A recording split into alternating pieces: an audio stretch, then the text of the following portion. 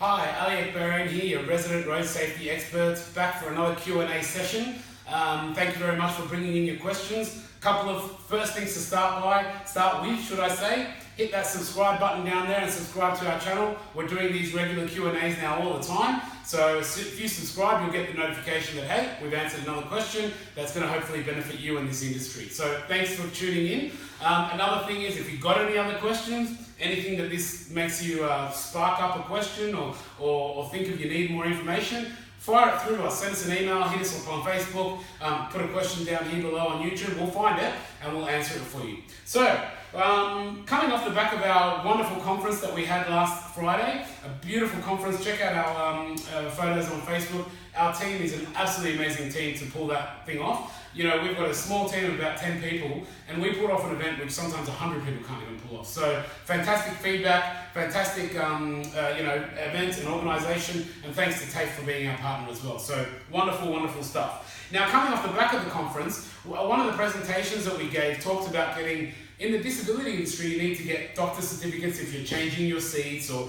you're changing your seat belts. And basically, if you can't comply fully with the laws, you may need to get a doctor certificate to comply and an exemption from the laws. So what we've done is, in an effort to further that from that information, we've actually created an info sheet around that. So you'll see, and we'll put a link down below to this info sheet. What this info sheet is this is a sheet with guidelines on how to apply for doctor certificates, how to get them, basically how they need to be laid out. And it basically gives you the word for word, copy and paste straight out of the Australian road rules legislation.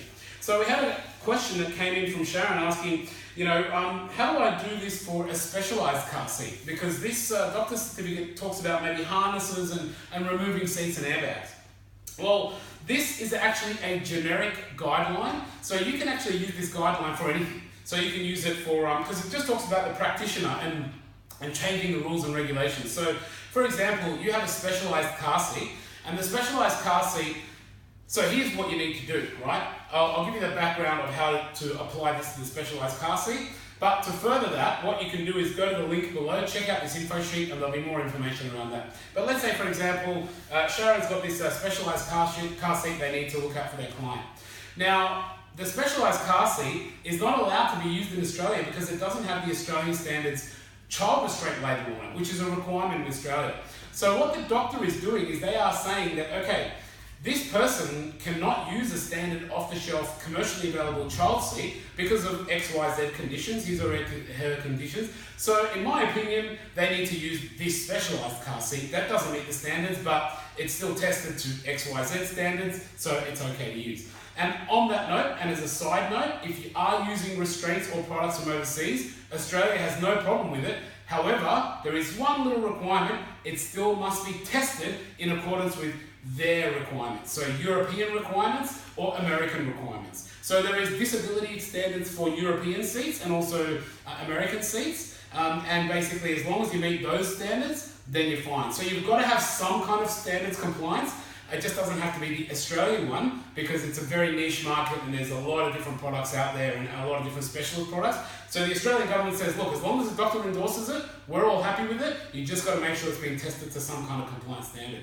And the info sheet down there, which I've got a link for, will give you more info around that. So thank you very much for tuning in, and I hope that answers your questions around doctor certificates and exemptions. And any other questions you've got around that, please fire away. Any clarification, put in the comments below and we'll answer your questions. Thanks very much for listening. Any questions for future Q&As, fire them through. And thank you once again. Enjoy your weekend.